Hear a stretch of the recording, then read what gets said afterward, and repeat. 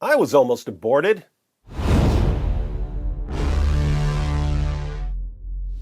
My mom got pregnant with me when she was 15. My dad was 17 at the time, and he was a drug dealer. So having an abortion, getting rid of this old lump of cells, would have been a pretty convenient move for both of them.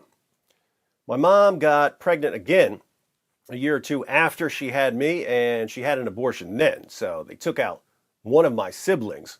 My mom and her sister combined got pregnant 5 times when they were in their teens. They had 3 abortions, and me and my cousin Brandy.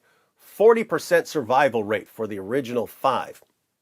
My mom had another abortion when I was a teenager, another sibling gone, and then she had my 2 brothers. I'm glad my mom didn't abort me because I had some pretty dope stuff to do, as you're about to see in this very video. Now, the abortion debate usually centers around issues like when human personhood begins and what rights a woman has over what goes on in her own body. But as with most moral debates, I think about this in terms of imaging God and degrading the image of God. Let's read a quick passage from the opening chapter of the Bible, Genesis 1, verses 26 through 28.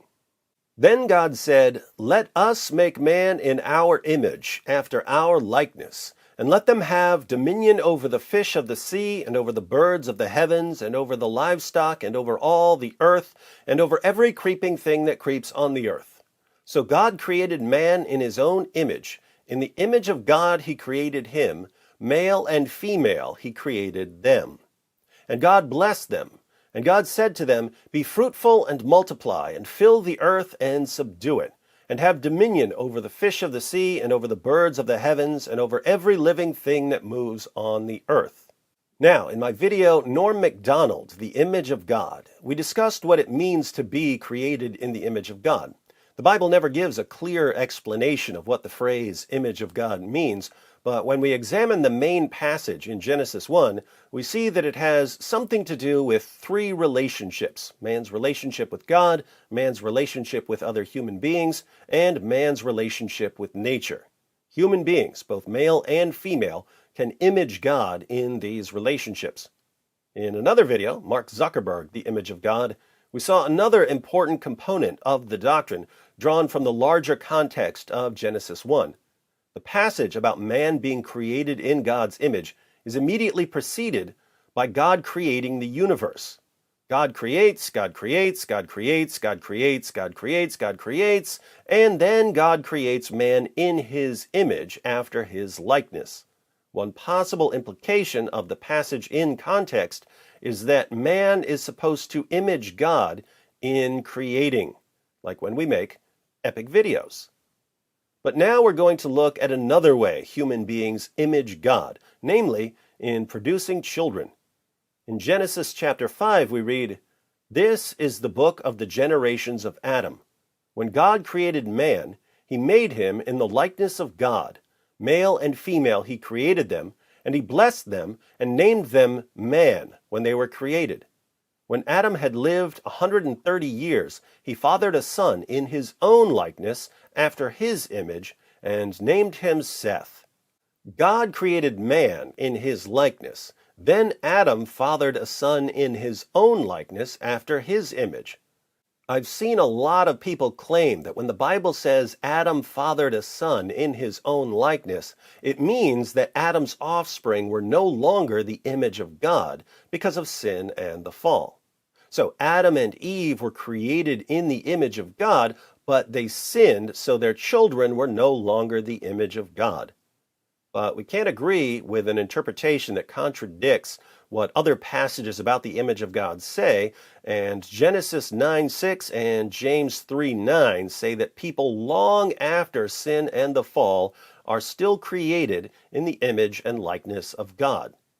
At most, you could say that since Adam fathers a son in his own likeness, he fathers a son who no longer images God properly, even though he's still the image of God. You could also say that since Adam's descendants are the image of God and the image of Adam, we're constantly confronted with a choice.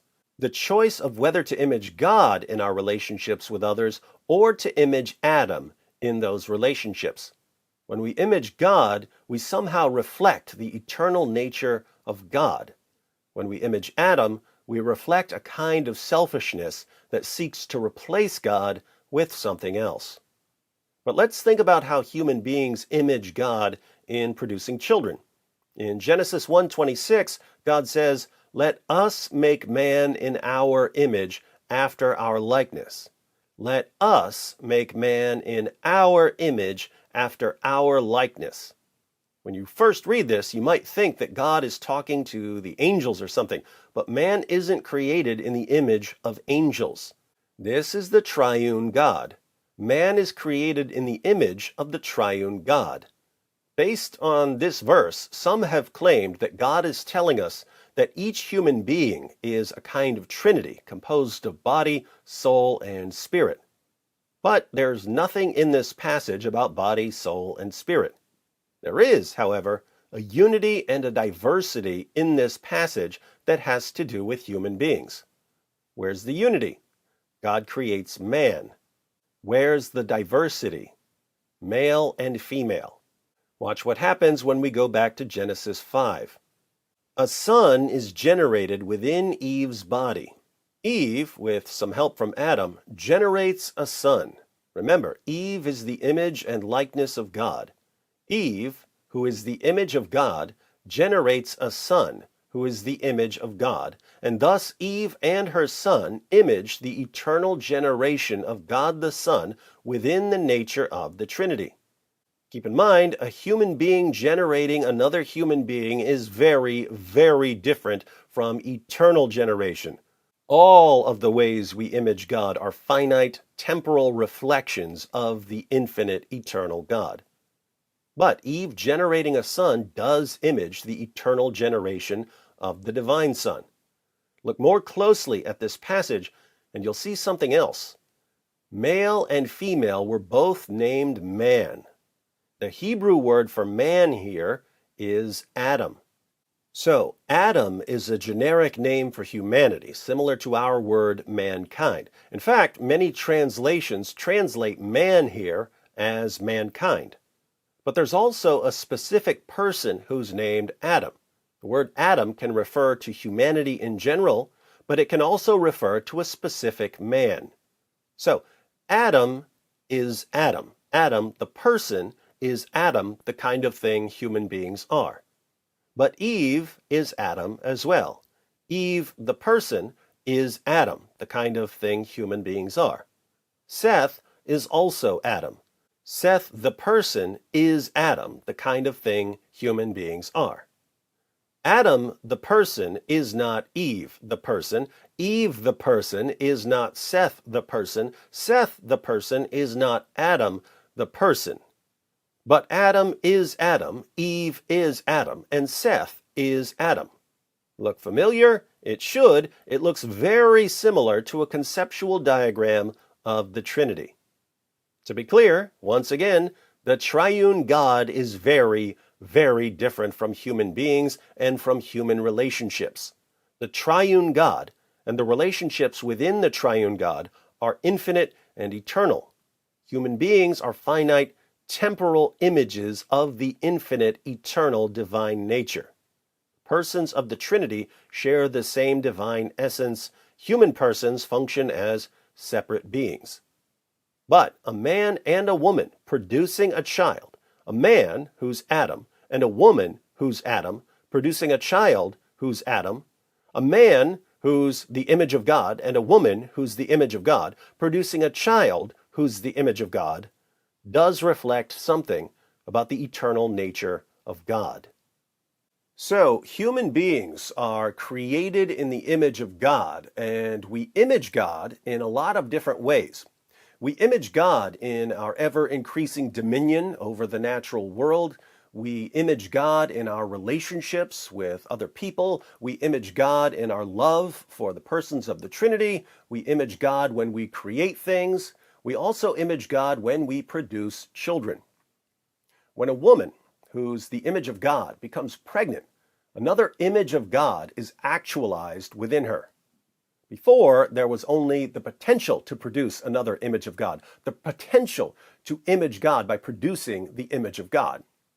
But at conception, the image of God is actualized, meaning that unless something stops it, the offspring generated within her will continue to develop the capacities to image God. In generating an offspring, the woman images God by producing someone who is the image of God. In generating an offspring, the woman and her child image the eternal generation of the Son. In sharing the same human nature with the man and their offspring while remaining distinct persons, the woman and the man and their offspring image the triune nature of their Creator, in whose image they were created. But the man and the woman also image our original parents. And so when the woman becomes pregnant, when the image of God is actualized within her, either the woman alone or the man and the woman together have a choice. The choice to either reflect the eternal divine nature or